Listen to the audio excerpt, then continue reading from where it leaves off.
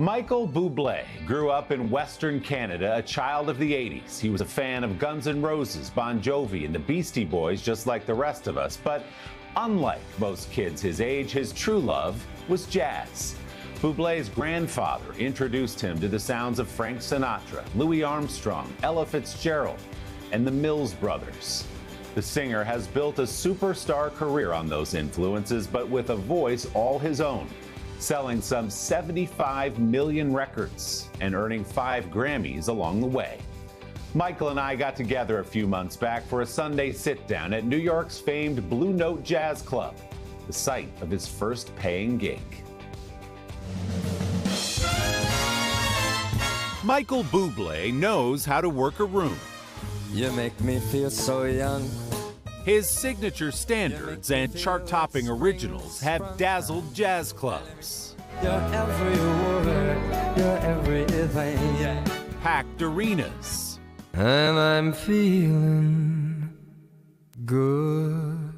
And soon will land him on one of the biggest stages in the world, as the Canadian crooner prepares to perform at next month's FIFA World Cup opening ceremony in Toronto. Have you ever come here to watch the show? Yeah. It's great. I It's love electric. Oscar Peterson, good Canadian. There's some fun in here, We too. had so much fun in here. I bet. Get out of here before I offer you marijuana and make you feel all jazzy. Hey, man. A jazz cigarette. Hey, dude, come and join me. Now you can dance. Bublé got his start playing more intimate rooms like this one at the iconic Blue Note, New York. You were telling me a funny story about that first show here, and you're walking down the street out here. And Oh, what'd yeah. you see? I was dumbfounded because there was a lineup of people way down the street, a couple hundred feet, and it was a very sweet little old lady at the end of the line. And I said, "Oh my gosh!" I said, "You're waiting for me." And she said, "Yeah, we're waiting for you, and you better be good." And I was like, "I'm in New York. It's happening." I tried to make that so you didn't have to beat me. This is a television professional.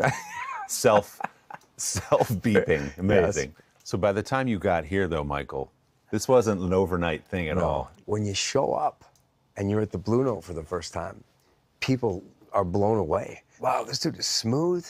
This dude is in control. It's like effortless. Well, if it looks effortless, usually, I think in any business, it's because you have put in so much time in really perfecting it. Bublé's polish has blue-collar roots. Born in Burnaby, British Columbia, he spent summers on commercial fishing boats, working alongside his father. His grandfather, a plumber, turned Bublé on to jazz. We would sit on the carpet, cross-legged, and my grandpa would take record after record. And it was, today we're going to listen, it's going to be all the Mills Brothers today. And tomorrow's going to be Sarah Vaughan. I just love the idea that in the age of Michael Jackson and Madonna, you're listening to the Mills Brothers on a turntable. Yeah. It's incredible. Yeah. It surprised me that more people weren't listening. Do you know what I mean? Yeah. Like, I would be in the car listening to Louis Armstrong, just a beat that was fatter than any Dr. Dre drop. And I remember thinking, I can't be the only one. I remember sitting in the back seat Christmas Eve, and I maybe was 13. And all the kids coming from Grandma and Grandpa's, we were singing, I'm dreaming of a white Christmas with every Christmas card I write. And then all of a sudden I went, may your days be merry and bright. And it was, the whole car going, what the hell? With that smooth baritone, Bublé began to book gigs. While singing at a wedding in the year 2000, he was discovered by famed producer David Foster, who signed Bublé to his label. I'm just too far from where you are. I wanna come home. My big hit songs were me sitting on a piano.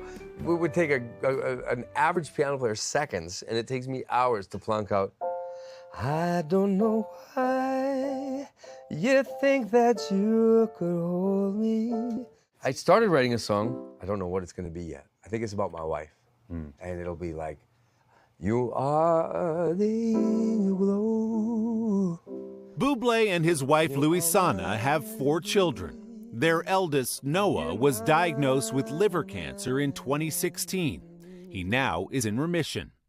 When Bublé is not at home with the kids or at work with those crowds, the 50-year-old fits in projects like NBC's The Voice, where he just ended a run of 3 seasons as coach. I thought of every possibility. Everybody, let's go! Part of the beauty as a viewer of that show is you get these 4 coaches, and you're like, how do these people go together? Yeah. How does Snoop fit with Reba and Michael Bublé? Yeah. And then it just works, Oh, dude, right? we die laughing too. It's funny too, because people don't know Snoop, but this guy's such a beaut, man. He cries more than Reba.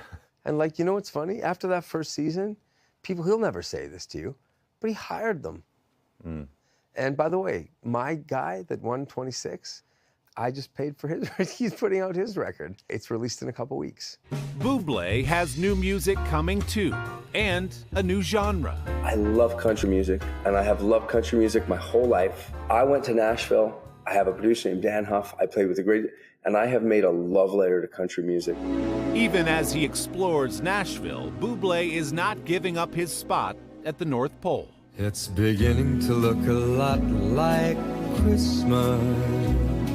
I want to ask you about your role in Christmas music. Oh, God, it's funny, man. I've always loved Christmas music, but there was a time, years ago now, where my manager used to get mad because the phone would ring, 2 months to Valentine's Day.